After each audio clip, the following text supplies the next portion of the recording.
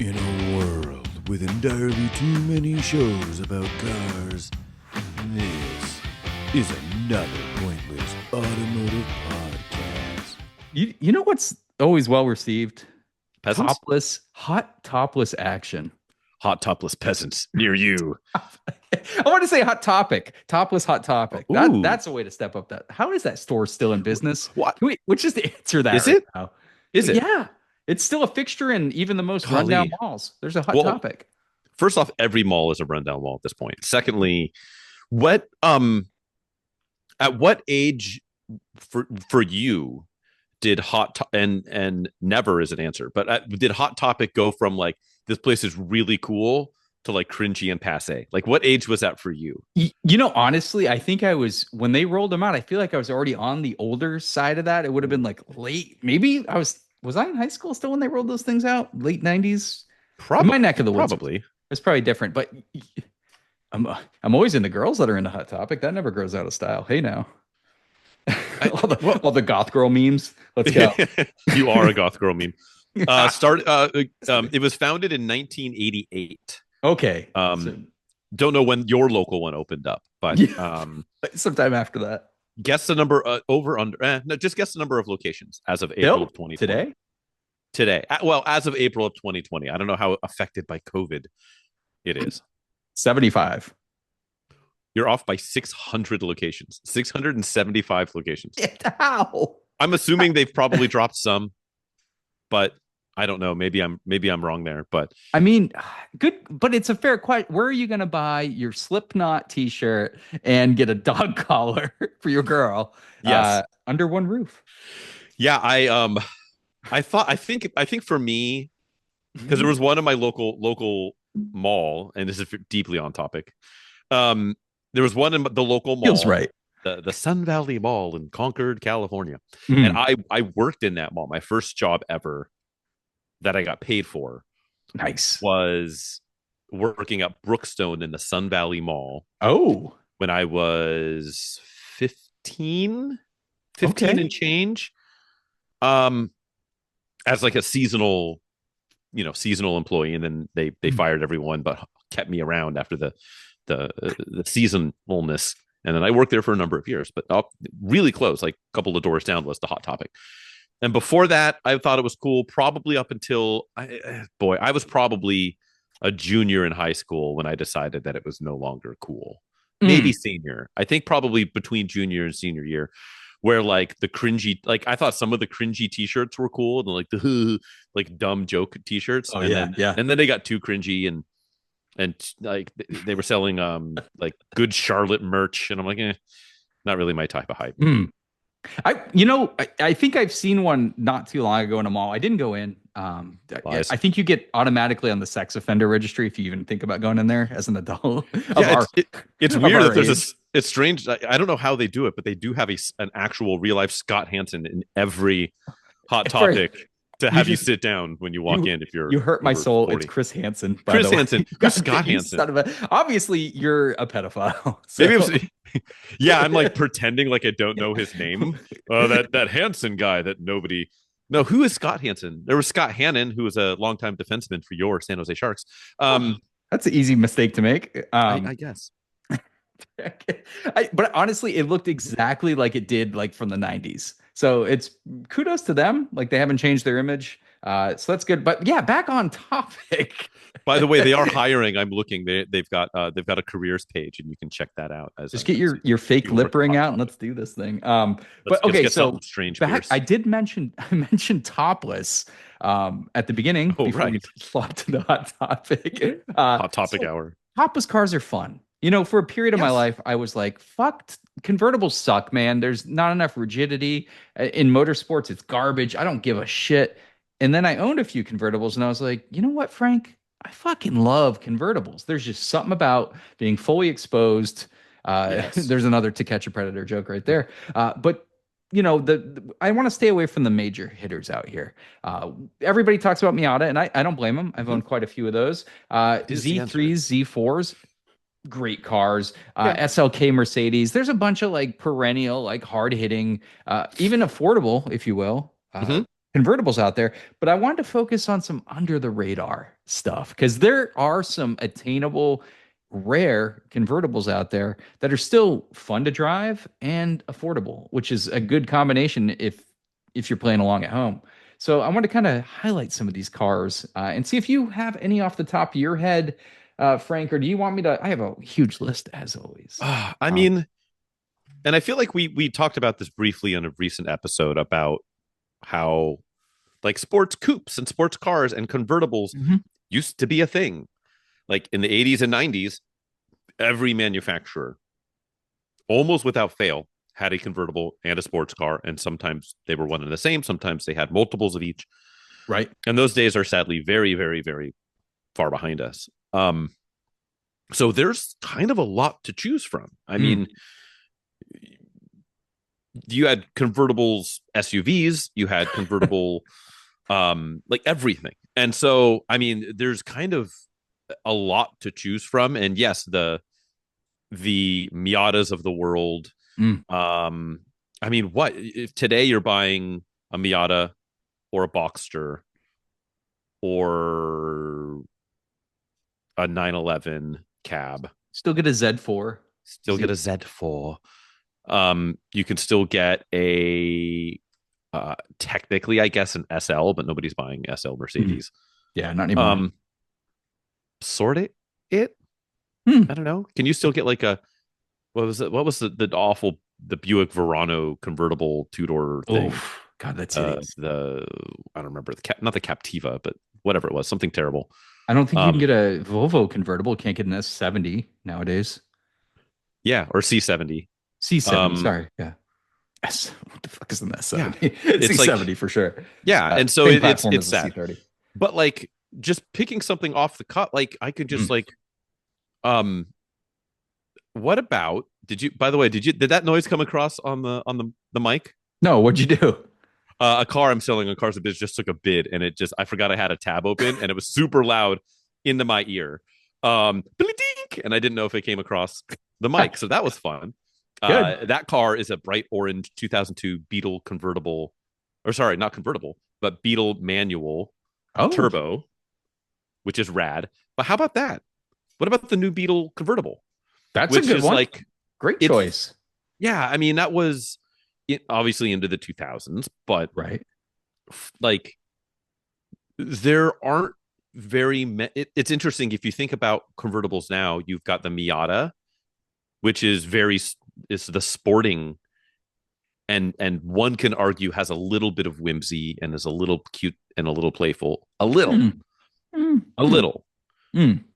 you know. But a Beetle convertible, there's so much carefree and whimsy and affordability and cutesy in that car that you just can't. It doesn't exist. Like, what do you buy that is an equivalent of that as far as just the playful nature of something like that?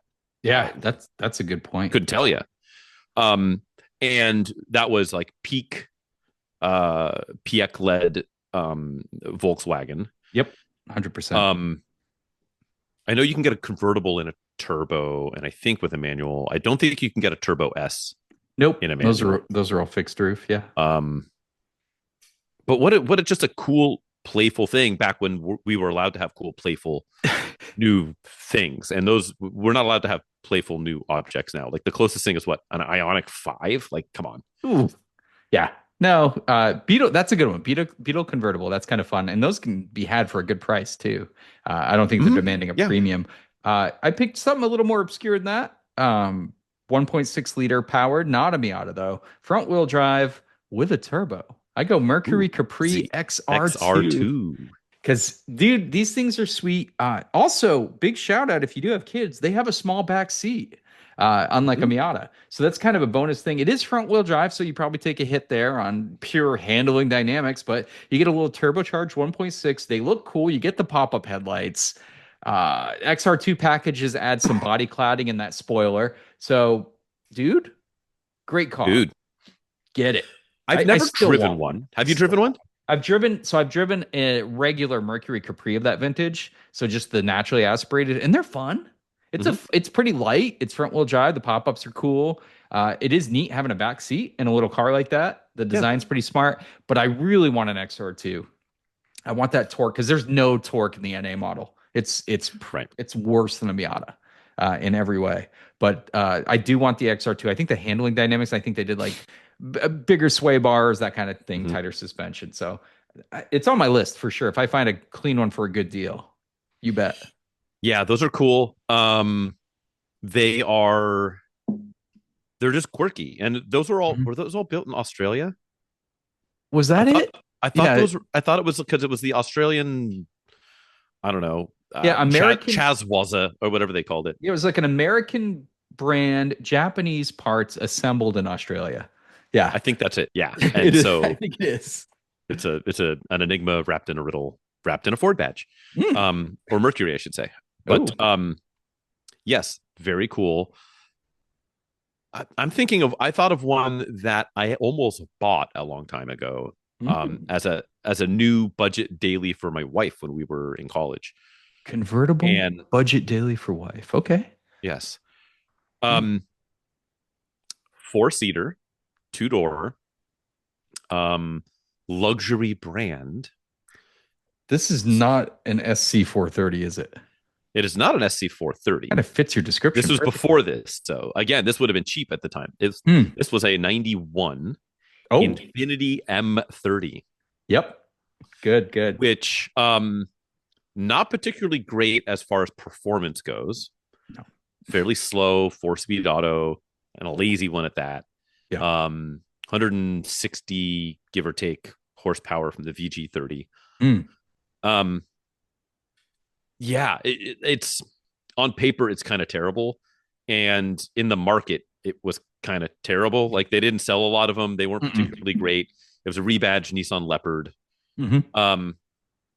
But I think they're cool. They look good. They are pretty cool. Reasonably well built.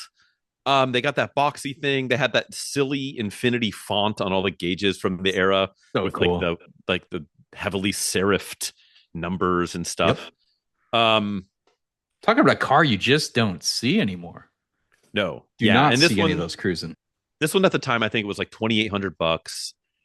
Decent runner driver, had just under 100,000 miles on it.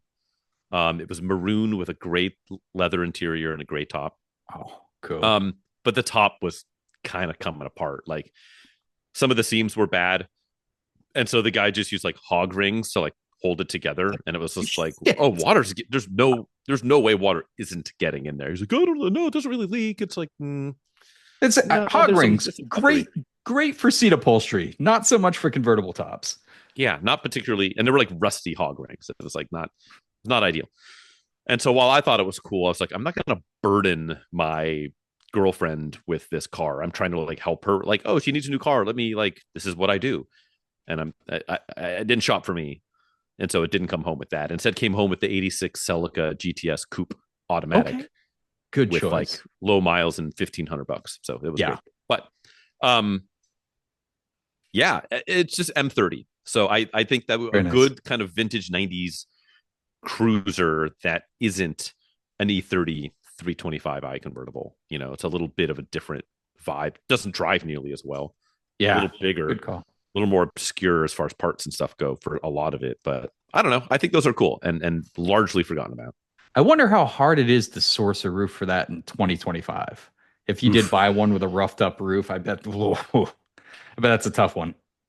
You know what? If I were, if I were Elon Musk levels of not evil of wealth, and instead of trying to, and instead of trying to sending my heart out, everyone. That's right. Yes, instead of sending my heart out in like super fascist to the Fuhrer, exactly to the Fuhrer. Instead of doing that nonsense with my billions, I would decide to make hard tops for stuff from the 80s and 90s that nobody makes hard tops for. Damn. Right? Like how sick would it be to get like a nice rad like carbon fiber hard top for your Infiniti M30 or for like a PT Cruiser convertible with a fucking hard top on it. Like how sick would that be? I would use my riches for good and not evil. And I would effectively pay what the PT Cruiser is worth to put a carbon fiber hardtop on Oh, I would lose oodles of money in this endeavor, right? Like it this would be, market. yeah, it would not be. I would corner the market on losing lots of money. Wow. But yeah, I would do that. Like somebody needs to do this. Someone needs to be on this. Yeah. Cool, man. Well, What are you on? that's a good one. There is something, it only comes in automatic, so it's not really the top of my list, but I get a kick out of these cars. I think they actually look great, and I have seen quite a few super clean ones. They never got driven. Buick Riata convertible.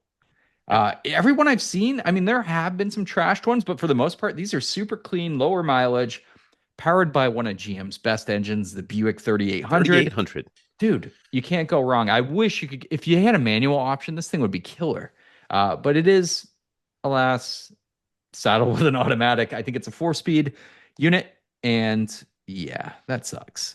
And they're front wheel drive. That's fun. Their front drive, they are.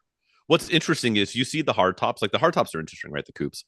Yep. Like you look at it and you're like, that's convertible, right? They just somebody slapped a hard top on it. Like it was the lines and everything were made for that car to be a convertible. There's some Absolutely. stuff that isn't made to be a convertible, and you can very painfully tell when it's been convertiblified.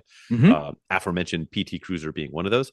Mm. But they're just they're interesting. And it's funny. I feel like we're pulling at these last two that you and I picked are both automatic only, 6-cylinder only. They're not sporting things. They're cruisers. Like they are Yep, exactly. different, stand out, put the top down. Importantly, fairly cheap. Although a Riata, that's the thing. A Riata, if it's got a good top, I don't care if it's got miles on it. Like buy the one with 160K on it. The powertrain's indestructible. Yeah, 3800, so good and good amount of power, right around 200 horsepower. I guarantee someone's dropped the supercharged 3800 in one of these things. I just know it. It seems like it's the right thing to do. I've seen a bunch of donked out ones.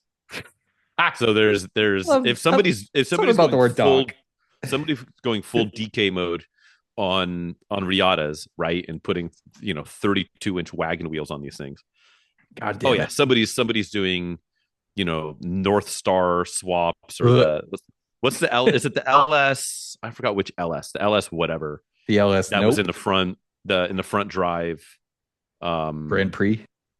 Yeah, the Grand Prix and the Impala SS. I could see somebody just like modifying that subframe and slapping it under a Riata.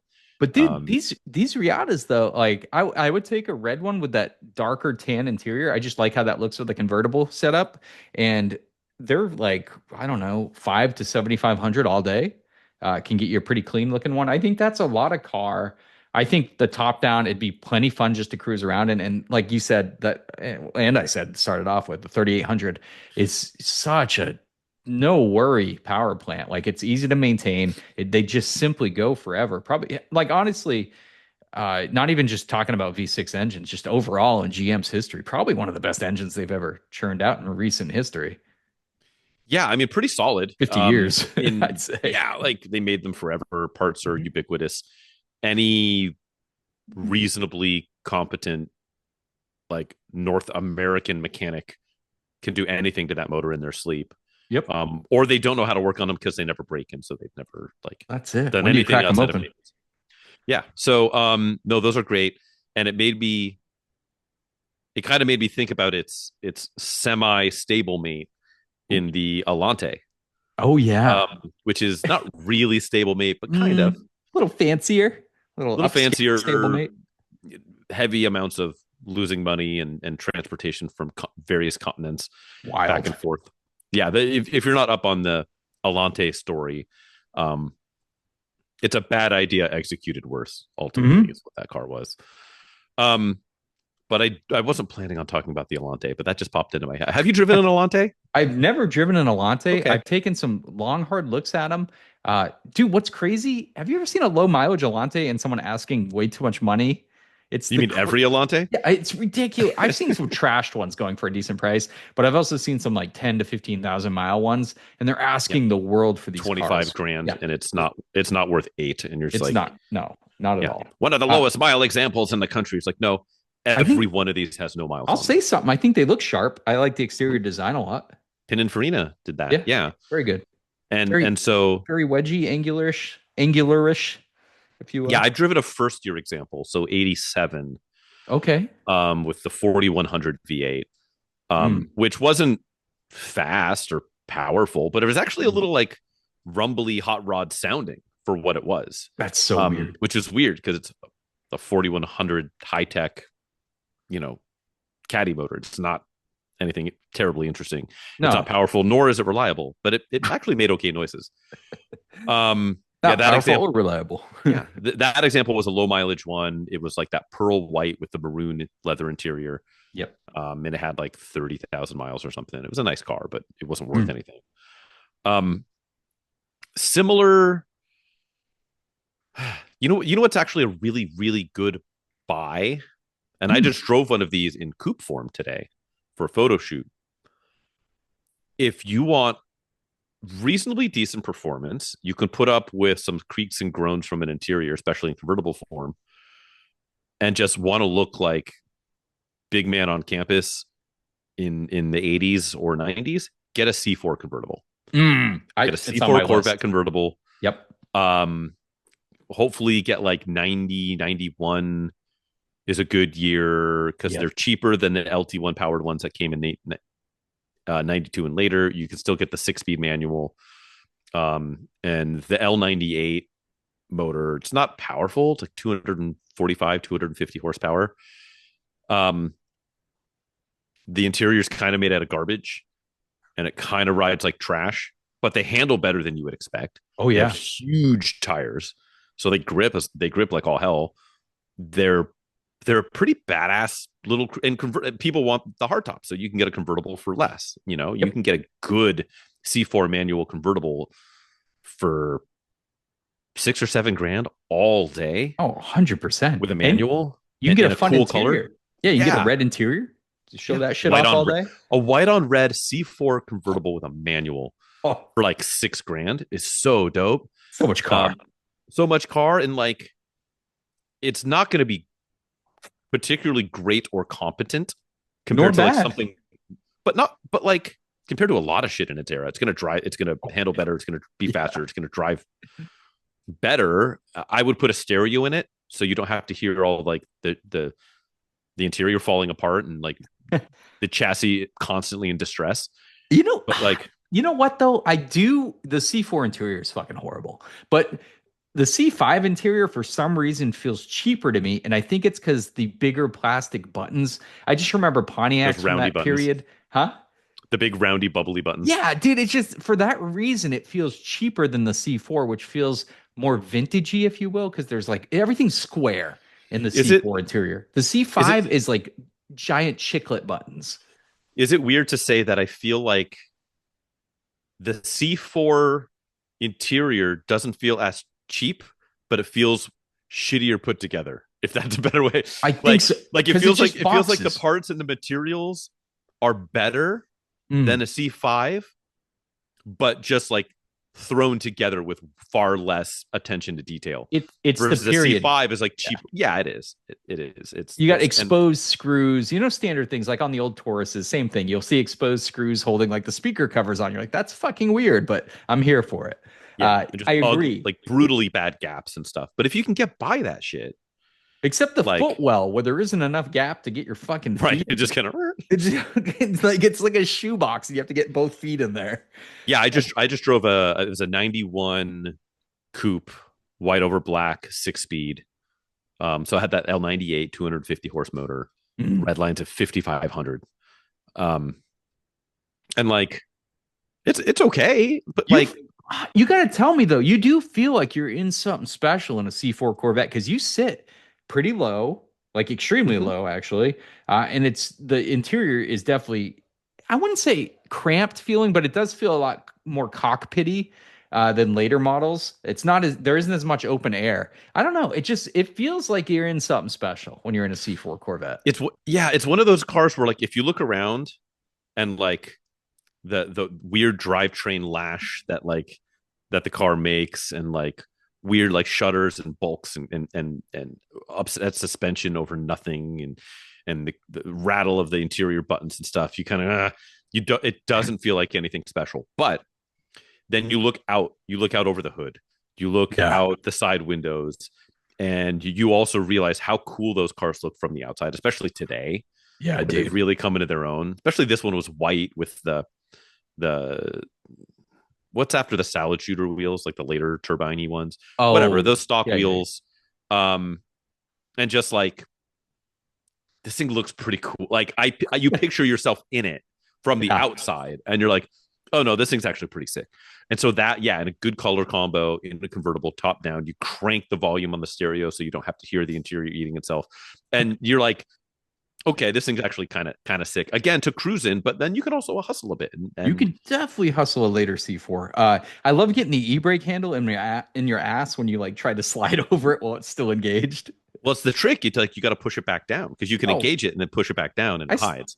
I'm gonna stick by what I said, sir. Just put a rubber on it and just like carry on with life. Just have a good time.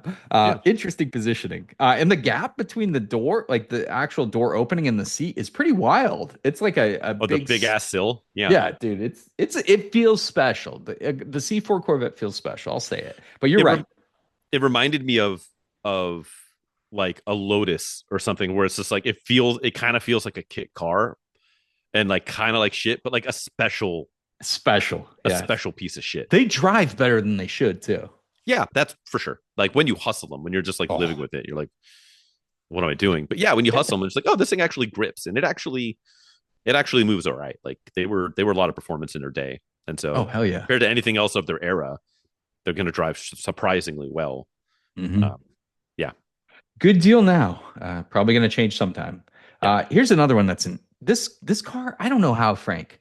It Mhm. might be reliability, but this car is still super affordable. I'm talking about the Audi TT Roadster. Yeah. The I almost said that Quattro, instead of the Beetle, but God, then the I got Quattro alerted to my Roadster. auction. So this car is legit fast. I'm talking Quattro Roadster. So you're getting all-wheel drive, you get a manual transmission, you get all-wheel drive. Again, I don't know why I have to say that, but it's But probably the only convertible on our list that's going to offer that in a sporty form.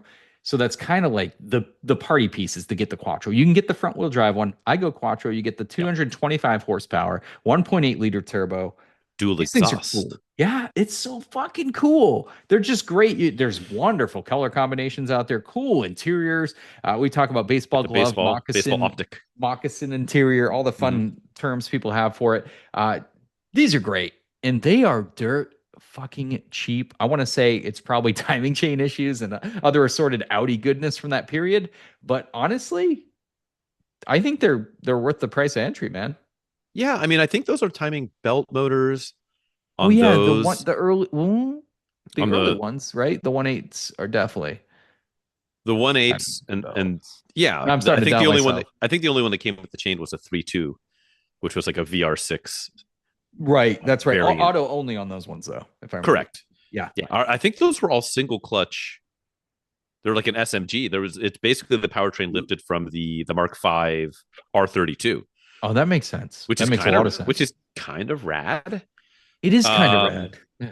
yeah, it's just like it's a an R32 in a suit. Um, but those are cool. I like those a lot, Boy. and yeah, I would absolutely rock one of those. I'm a sucker for the coupes on those. Just they look so cool. They Come in the do. I back think seat, yeah. Oh, not it's a good tough. back seat, No, not a good back seat at but a all. back seat. Yeah, but no. But that's the thing. I think the baseball optic leather was only in the convertible in the roadsters. Yeah. Um, those are good. Those are really really good. Um, Good performance too. They're not yeah, light. They're small, but they're not light cars. You do get all-wheel drive. You do get 225 horsepower. I mean, that's a lot of good stuff. And we're talking a price point. What? I think I see them for 4 to 7 all day for the convertibles. The convertibles are a mhm. little cheaper than the coupes too, which is always nice. But I think they're a good buy if you want to get out there and have convertible and actually have a more sporty oriented convertible on my list anyway. This is definitely the more sporty option. I'd go shop a TT Quattro all day. Yeah. Um, Good car. I feel like I'm picking a lot of automatic shit, Hmm. which is weird. Here But I go. XLR. Mm. Do you get the V XLR V? Do you step it all the way up? Sometimes you have to don't get VD. Well, I mean, you got to pay to play, dude. But maybe you can go. Yeah, I think. I mean, honestly, either is pretty cool. But yeah, I think if you can get an XLR-V, those are other cars that like a lot of people bought and didn't put miles on them because they were bought by boomers who only drove them to tennis matches and car shows for sure. The local sock hop. Mm-hmm. And so there's a lot of them without a bunch of miles, but I think they're pretty. My understanding is that they're pretty reliable. I know a guy who's got a standard XLR, and it's like he's a Corvette honk. Mm. And so he's got like 3 Corvettes, but he also his daily is an XLR, and he commutes like 35 miles a day each way in it. That's cool, and it's fine. It just swallows up mileage, and he's had no real issues with it. And yeah, so it's a power hardtop convertible based on the Corvette chassis. I mean, that's the only.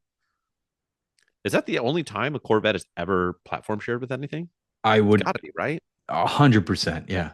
Other than some weird one-off, like we're gonna change the future of the sporting automobile, and some like I don't know, Saudi oil baron decides to like use it as a base for some supercar. Maybe probably some of those, but like as far as Callaway and stuff, they did some pretty extreme stuff with Corvettes. But sure, but they were always Corvettes.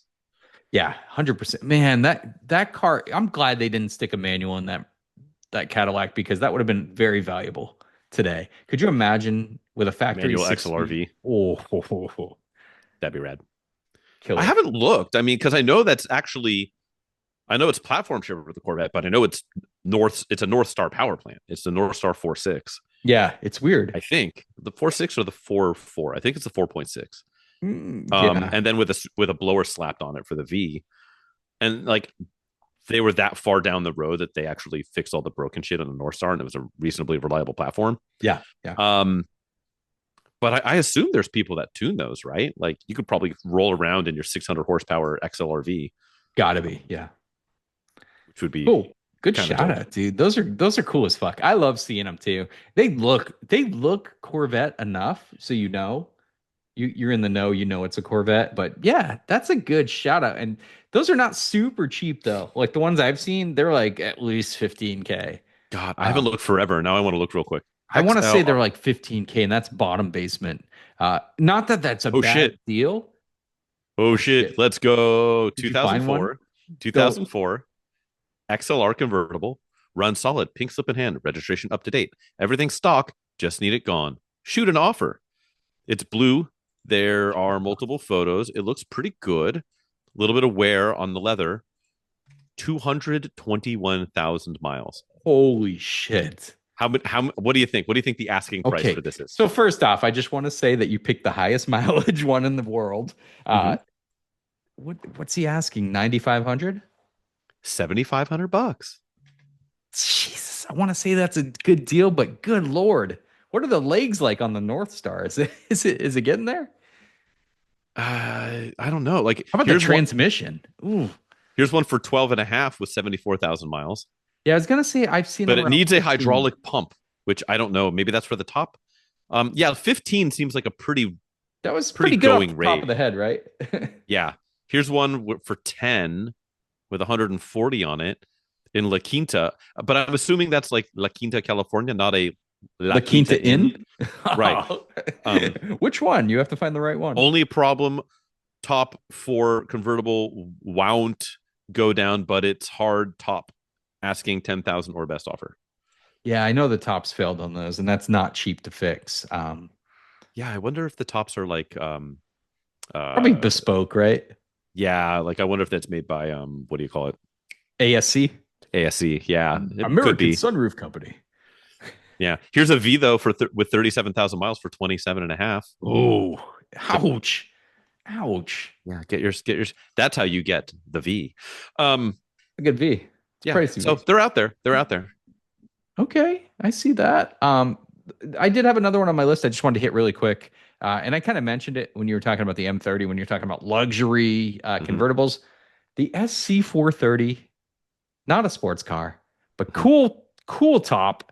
Like a very engineer minded top. It's very intricate how it works, Hmm. yet it never fails, which is kind of cool. But these cars, dude, if I was to come up to you and say, hey, you want to get a rear wheel drive V8 powered convertible? That sounds fun. That sounds great. How about if it was reliable? Cool. Ooh. That's kind of what the SC430 is. And they were super polarizing, very pricey when they came out.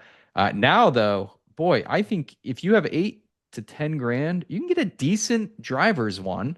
Of Yeah, course, with some miles. the sky's the limit, right? Like as anything else. Hmm. But these things are cool. They had really nice interiors. And you want to talk about back seats that are just there in appearance only and Hmm. not functional. The back of the front seat, even for a mediocre, slightly average height driver, still touches the Oh, the, uh, dude, the ass beyond pad of the back unusable. seat. Yeah. It's stupid. But anyway, the interiors are super nice. Everything gets hidden away. The radio, the nav screen, every Hmm. like compartment in the car gets covered with whatever Japanese wood they've selected. I love the interiors. You can get some wacky color combos, which I think is super cool.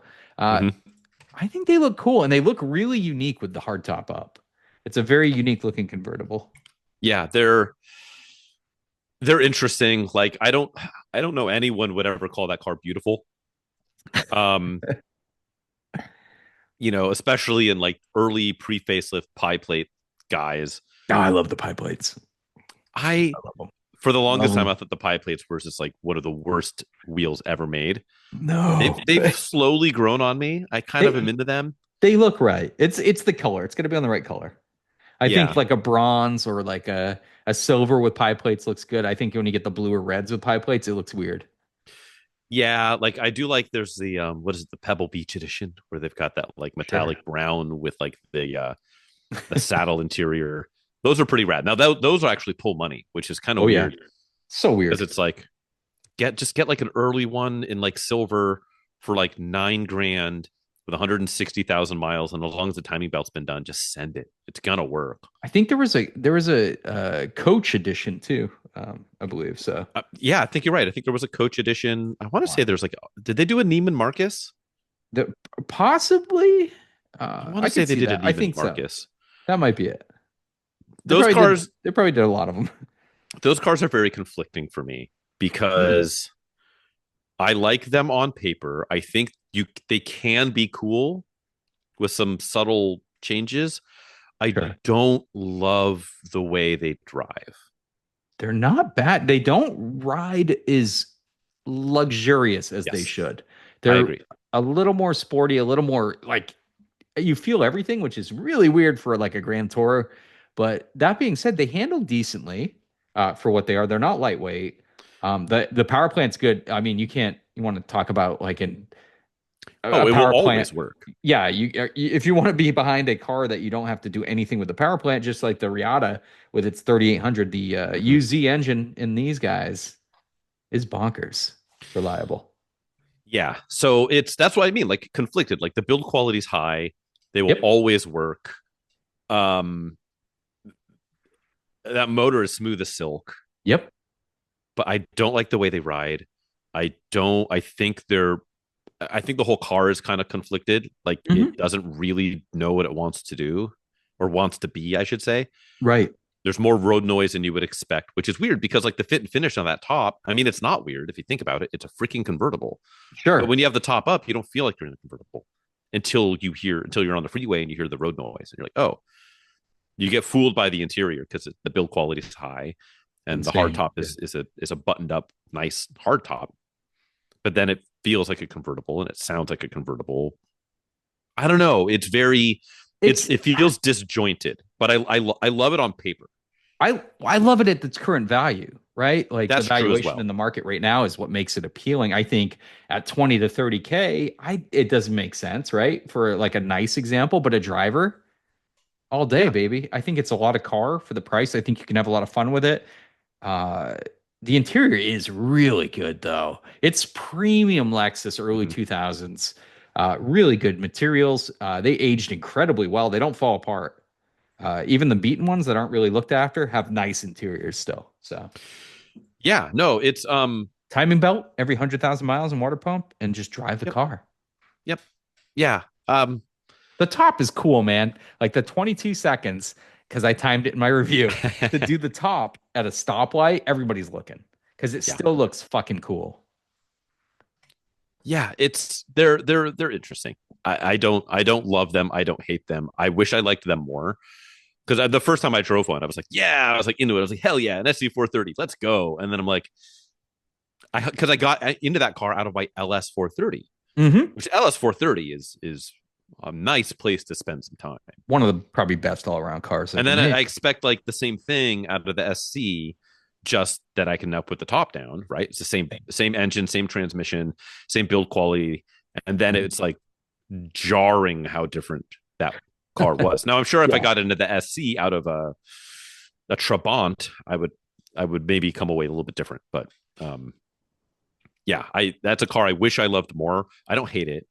No, I like it in theory, and I do like it at a good price point, right? You get one for, which I think they are. A bunch of miles on it for $8,000. Like I like it's a lot of car. It's a lot of convertible. it is. Just don't rely on that back seat. You'll be okay. Oh God, no.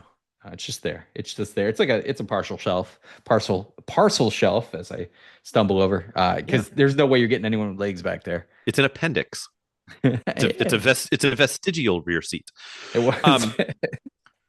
Can I just give a quick shout out to every convertible SUV crossover variant from the 80s until the mid 2000s? You can. You had two-door RAV4. You had Range Rover Freelander with that little removable hardtop on the two-door ones that they sold like 7 of. You had the Sidekick tracker, the tracker, the Amigo, the Isuzu Amigo. You had the OG Kia Sportage. You can get in convertible form. Dodge Dakota God, Sport. What else? Dodge Dakota Sport. You had the Murano Cross Cabriolet, of course. How dare you son of a bitch. Just there was a moment in time where like that was an acceptable thing to do in your SUV lineup, and we're not in those days anymore.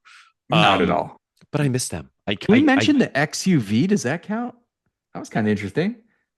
Yeah, I mean, some of the top was convertible totally convertible. Yeah, it's for like became a kind of a pickup truck. Yeah, moving multiple grandfather clocks. The XUV, or how about the Targa top on the X90? The Suzuki X90. Yep. You know, it's a bygone era. Damn it. Which is sad. I wonder when the next variant of that is there going to be a convertible crossover EV that somebody's going to make.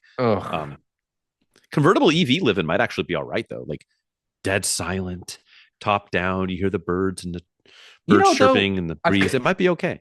I've come to realize that tire noise is a lot of modern car's noise. Electric is no different. You still hear just no fun exhaust note. When you're in this car and it's like now they all make super ridiculous space Jetson noises. And it's just like tight. Yeah. Better than the digital exhaust on the new Charger. Oh, I don't know. The Fratzonic or whatever they call it. Oh, this is fun, man. I love convertibles. I think if you're against convertibles, it's like an unfounded reason, like you didn't lose like someone in a horrible convertible rollover. Give them a shot, man. And you don't have to play with the mainstream cars out there. There's a lot of options. We hit some pretty cool cars, and most of them were very affordable, like extremely affordable, convertible fun cars to go have a blast with, whether it's good weather or bad. You can have a good time. Abide by the list, or if we missed anything, we probably missed Gen some Viper.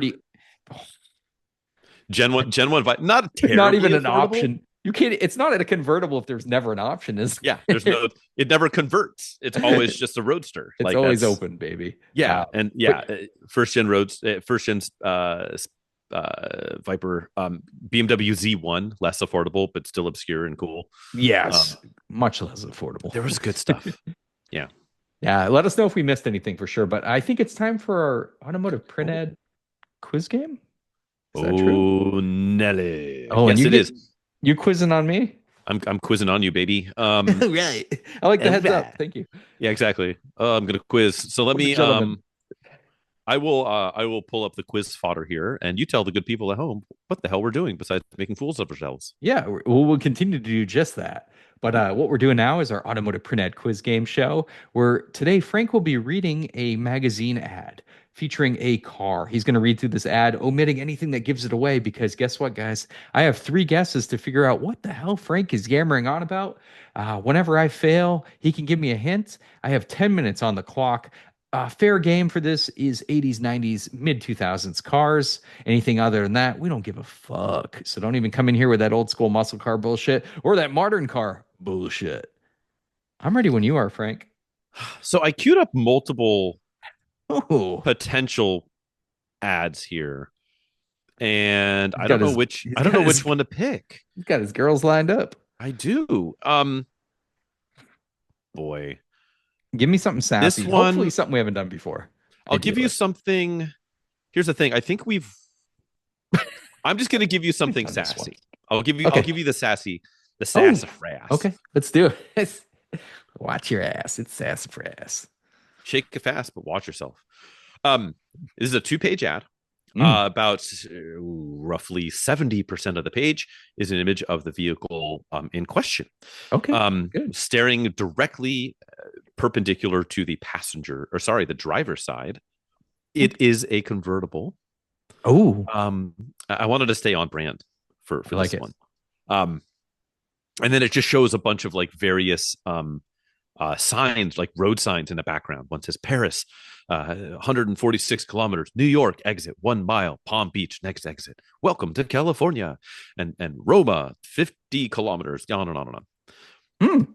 And then above that it says the 12-cylinder, 263 horsepower blank convertible, perhaps the most luxurious and exhilarating way to get from here to there. While there are any number of ways to get where you're going, we think getting there should be an exhilarating experience. It's exactly why we created the blank convertible. The blank convertible offers The blank convertible offers the kind of exhilarating performance that made blank famous. A velvety smooth, powerful V12 engine provides authoritative acceleration. Ooh. Respect my authority. Yeah. Modified for racing, this engine powered blank to a 1-2 victory at the grueling 24 hours of Daytona this year. Blank's renowned independent suspension system, 4-wheel ABS, anti-lock disc brakes, make driving the blank through the twists and turns of challenging roads a joyous experience. At the press of a button, the blank's top folds down in less than 12 seconds to reveal a sunny day or a moonlight evening. Close the thickly padded, hand-tailored top, and the cabin becomes a quiet, luxurious space for you and your passenger.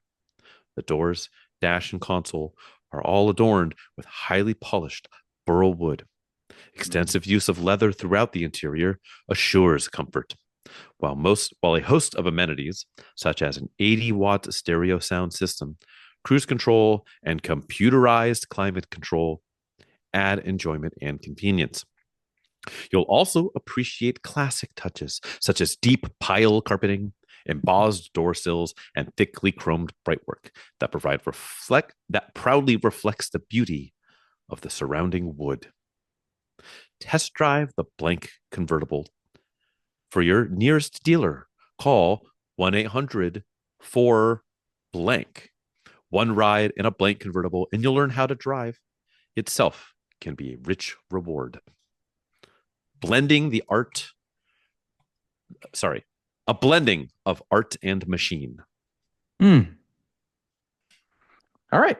I think we've done this ad before for some reason. I don't think we've done this ad. I think we've done this vehicle, but not in convertible form. So I am not super read up on my V12 engines, and I think I originally guessed the vehicle wrong just because I messed up the naming convention. But let's take a stab at it. This thing sounds completely European. I can't think of any V12 offerings from anyone else but Germany. 1940s Lincoln. Yeah, right. Well, that horsepower count was pretty high for a 40s Lincoln. Yes. Effectively more than double. So the first thing that comes to mind is Mercedes-Benz. Mhm. I don't think this is no. I think it's a Mercedes-Benz. It's just I'm not going to get the name because I'm not too good on my Mercedes-Benz V12s. I want to say it's got a 600 in it potentially, but it could also be a BMW. God damn it, it could be anything. Damn it, Uh, Bobby. let's just go. Let's get a shot in the open here. Cool sounding ad, by the way. Let's go. Oh, would this be an Mercedes-Benz SL 600 convertible? Final answer, my friend. Do you have a year? It would be 1987. It is not a Mercedes-Benz SL600. For the record, I don't think the SL600 was launched until 94, That makes 93, sense. I don't know 93. shit. Yeah. But it is not a Mercedes SL600. It is Okay. not a Mercedes-Benz product. Okay. So we're going to BMW land, I'm assuming? It's gotta be. It's gotta be. All right, drop me some hints. So not a Mercedes, got it. It is not a Mercedes. Is that the hint? I mean, that You was a are Mercedes, really wrong. but that was part of the hint. Let me tell you, gosh, how can I do this in a way that's not going to,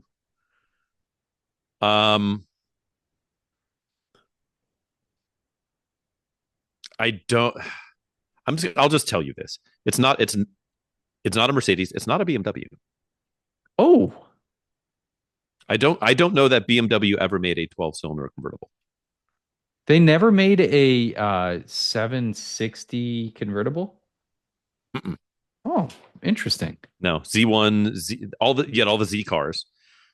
And I mean, maybe some one-off like Bauer made a weird Hmm. convertible conversion or something for like some oil chic, but Okay.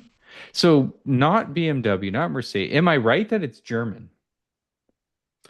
I think you need to make another guess before I Okay. can give you another hint. Interesting. So we're talking. This is not my wheelhouse of cars. Correct. This doesn't have enough plastic cladding on it. Um, oh, let's see here. So, I mean, obviously, it's a one-off Phaeton convertible by Volkswagen. So let's stop fucking around and just get that. No. Who could it be? 12-cylinder convertible. It did talk about winning some races. It did. They finished 1-2 in the grueling 24 hours of Daytona this year. This year being that year, not this year, Oh, not 2025. so The race hasn't happened this year yet. could it be English? It could be English because that's the other 12-cylinder folks, right? We could be Could talking be. about a Jag. We could totally be talking about a Jag. We're probably talking about a Jag here. Unless you're talking about an Aston Martin. God, you could be talking about an Aston Martin. Damn it, Frank.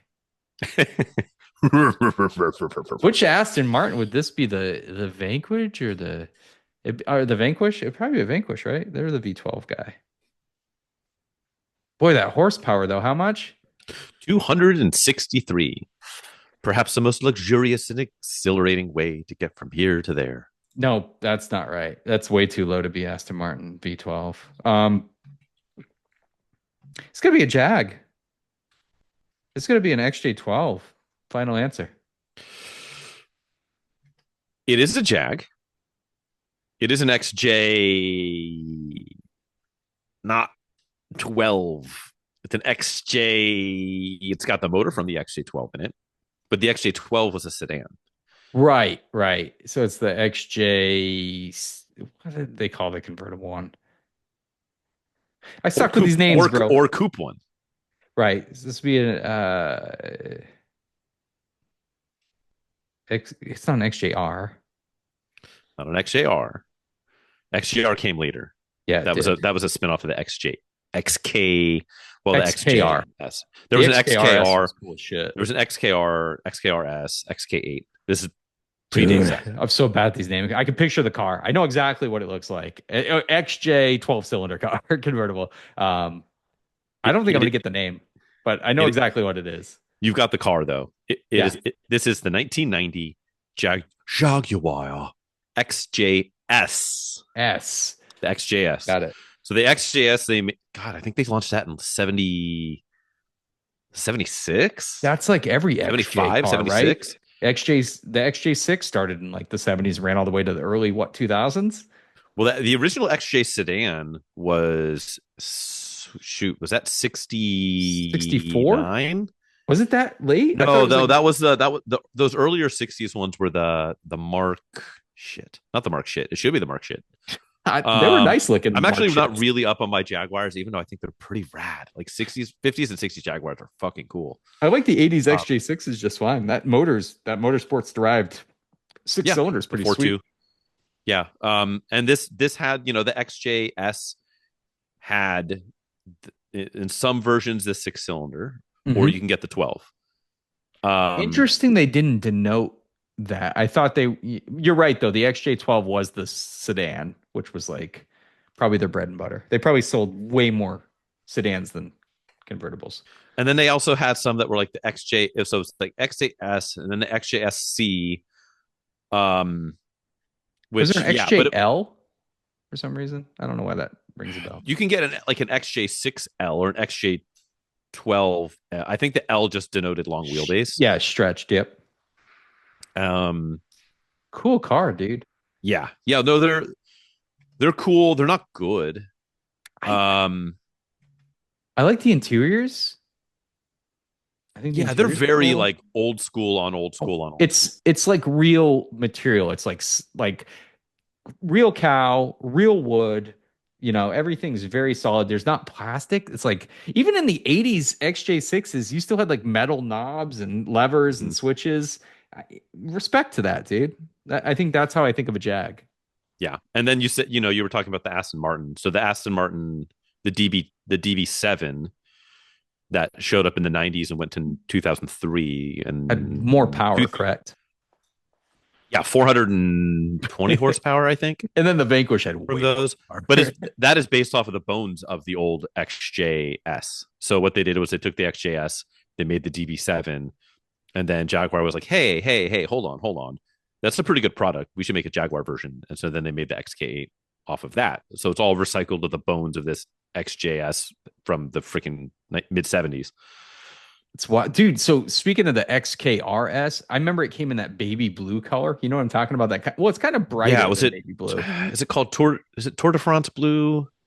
Yeah, I think it's what it's called. It's something very Frenchy. Fucking those things were nasty. They had like hood vents. They looked the part. They look kind of like a even more racy Aston Martin at the time. But I remember seeing one for 25 grand, and I came really close to pulling the trigger. Yeah, now they're not. They were super limited, right? The XKRSs were super small production numbers. Yeah, they were. God, like I'm looking one. So there was one that sold. God, what was the power on XKRS convertible 550. What? On the XKR.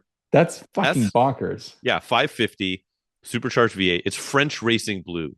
Yes. I'm sure Tour de France is like holds the copyright, and so they just call it French racing blue. They sure look cool, but they were like dirt cheap, like mid 20s, 30, low 30s.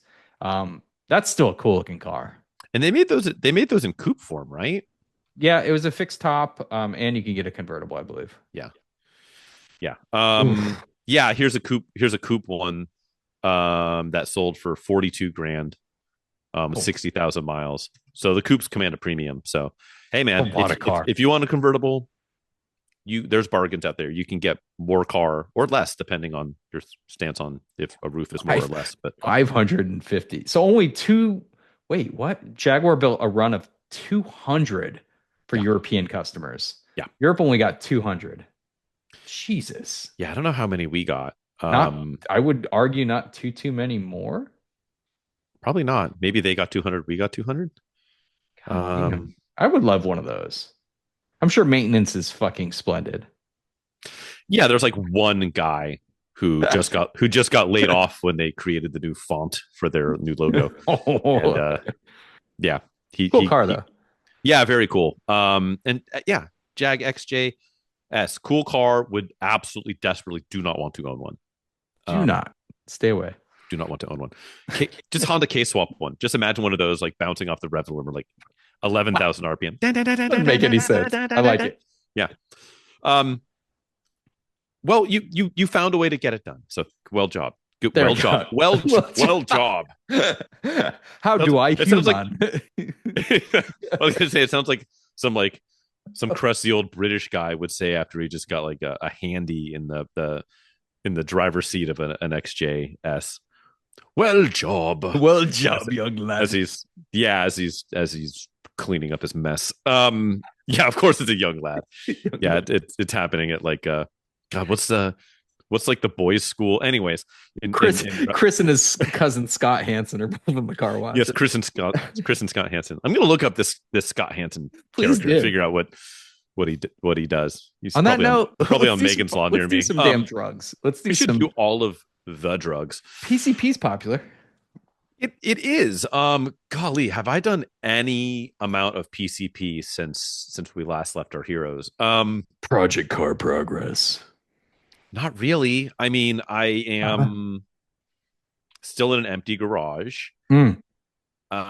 Yeah, I've got nothing to bring to the table, other than I got to spend a little bit of time doing a photo shoot on a Prius. Yes, a Prius. Wow.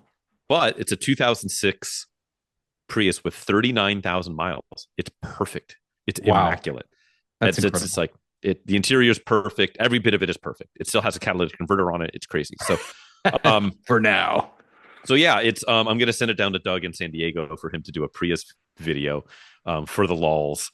And so, it'll be a controversial offering, but I don't know. Somebody's got to tell the tale of the Prius. Yeah, and it's probably the nicest one left outside of a Toyota museum. So, very interesting. So I got to play with a Prius.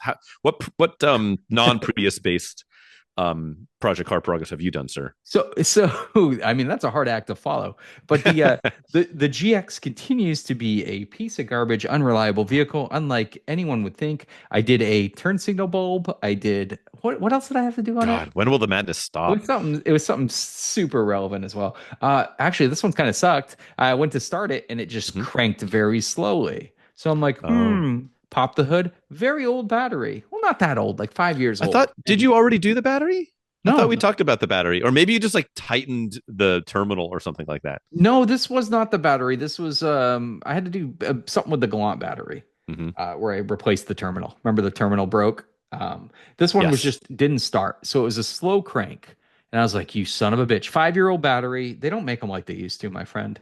As we all know, anyone that works with cars, 6, 7, 8 years was not unheard of for a decent battery, even an aftermarket one.